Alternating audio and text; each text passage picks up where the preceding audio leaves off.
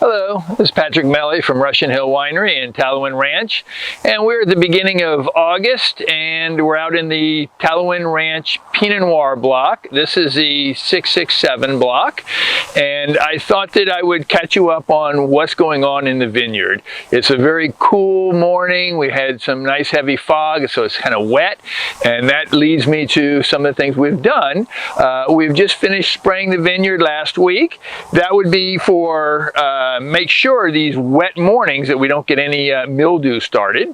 We also just finished last week leaf pulling, and as you'll see along here, we've opened the fruit zone up nicely so that it gets air movement through it, it gets sunlight through it, and we've discussed this each year at this time of the year in the past, but one of the things I wanted to point out different is I always had, for fruit dropping, which is what we would be doing right now, I always had several criteria.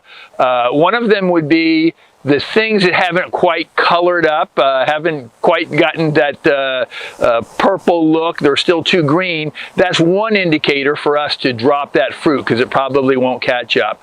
Another thing is if it's all bunched up, we want to open those bunches up so that the air movement can go through, or if the fruit is positioned poorly, then we want to drop that fruit. That's part of the whole fruit dropping thought process.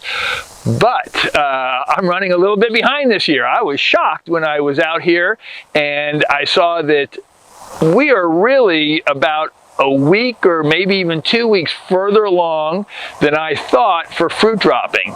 So this is an important issue because now it comes down to making sure that I've got the right guys that are dropping this fruit that can make the right decisions, because it's harder now. As you'll see, there's some green, but most of it, the vast majority of the fruit has colored up.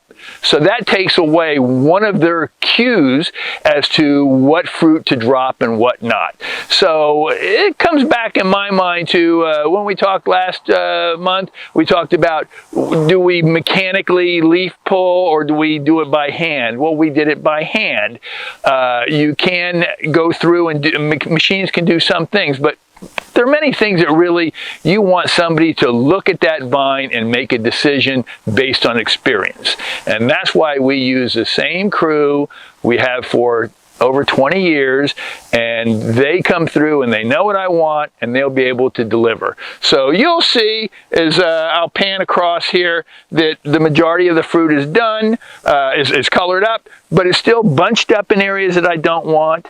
It's still got some what we call wings, little extra shoots off to the side that I don't want. So we'll get that crew in here pretty quickly, try to clean this up. Even though I'm a little bit late, I think it's still going to work fine for me, but now is where experience counts.